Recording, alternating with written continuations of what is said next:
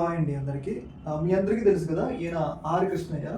Are Krishnaiah అంటే మీ అందరికీ తెలిసే ఉంటుంది. ఈయన బీసీల తరఫున దాదాపు కొన్ని దశాబ్దాల నుంచి అంటే 1990s నుంచి కూడా ఈయన బీసీల యొక్క యూత్ కోసం, విద్యార్థుల కోసం పాటుపడుతూ ఉంటాడు అనమాట. వాళ్ళ కోసం ఉద్యమాలు చేస్తూ ఉంటాడు. అయితే ఇప్పుడు ఈయన ఎందుకు చర్చనీయాంశం అవుతున్నారంటే 2022లో జగన్మోహన్ రెడ్డి ఈయనకి పిలిచి మరి పార్టీ కోసం పని చేయకపోయినా కానీ పిలిచి మరి జగన్మోహన్ రెడ్డి బీసీల కోసం పాటుపడుతున్నా అని చెప్పేసి ఈయనకు ఒక రాజ్యసభ సీట్ అయితే ఇవ్వడం అయితే జరిగింది. ఆయన ఓన్లీ ఏంటంటే ఆయన క్వాలిఫికేషన్ ఏంటంటే బీసీల కోసం పాటుపడుతున్నాయి కాబట్టి జగన్మోహన్ రెడ్డిని బీసీలని రాజ్యసభకు పంపాలి కాబట్టి ఇలాంటి వ్యక్తి అయితే మంచిగా ఉంటుందని చెప్పేసి ఈయనను ఏరుకోరి జగన్మోహన్ రెడ్డి రాజ్యసభకి అయితే పంపడం అయితే జరిగింది.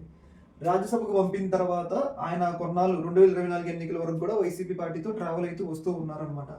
అయితే ఇప్పుడు ఎందుకు వైరల్ అవుతుంది అంటే ఈ విషయం, ఈయన ఇప్పుడు రీసెంట్గా రాజ్యసభకి రాజీనామా చేశారు అనమాట. జగన్మోహన్ రెడ్డి ఇచ్చిన పదవికి రాజీనామా చేశారు. ఆయన రాజీనామా చేయడానికి ప్రధాన ఉద్దేశం ఏంటంటే ఆయన బీజేపీ పార్టీతో టచ్లోకి వెళ్ళి రాజీనామా చేసి మళ్ళీ బీజేపీ పార్టీతో గుర్తుతో గెలవాలి అని చెప్పేసి ఆయన నిర్ణయం తీసుకోవడం జరిగింది.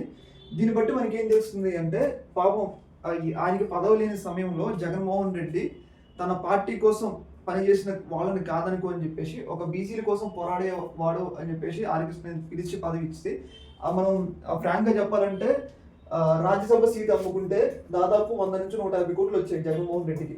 అంటే 100 నుంచి 150 కోట్లు ఈజీగా వస్తాయి. ఎందుకంటే దేశంలో పారిశ్రామిక వ్యక్తులు ఆ సీటు కోసం కావాలని చెప్పేసి చాలా మంది ఉంటారు. ఎందుకంటే చాలా మందికి డబ్బు ఉన్నా కానీ ఏదో ఒక అసంతృప్తి ఉంటుంది, పలుకుబడి కావాలని చెప్పేసి ఒక అసంతృప్తి ఉంటుంది. చాలా మంది పారిశ్రామిక వ్యక్తులు ఏ పార్టీ రాజ్యసభ సీట్ అమ్మిద్దా అని చెప్పేసి దానికోసం ఎంత డబ్బు పెట్టడానికి వెనకాడు.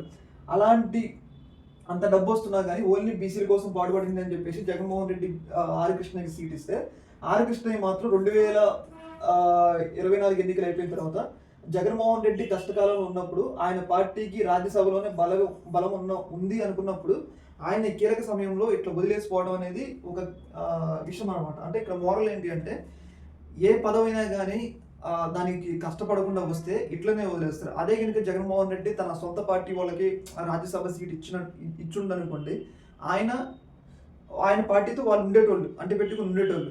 కొంతమంది వెళ్ళినా కానీ కొంతమంది అయితే ఉన్నారు కదా పెట్టుకుని ఉండేటోళ్ళు. కాకపోతే కష్టకాలంలో రాజ్యసభలో వైసీపీకి బలం ఉంది అనుకున్న సమయంలో ఈయన వదిలిపోవడం అంటే జగన్మోహన్ రెడ్డి పాపం పిలిచి ఎలాంటి కష్టపడకుండా పిలిచి పదవి ఇచ్చినా కానీ ఆ పదవికి కష్టకాలంలో ఉన్న జగన్మోహన్ రెడ్డిని వదిలి వెళ్ళడం అనేది ఇది ఒక రకంగా మోరల్ నీతి అనమాట.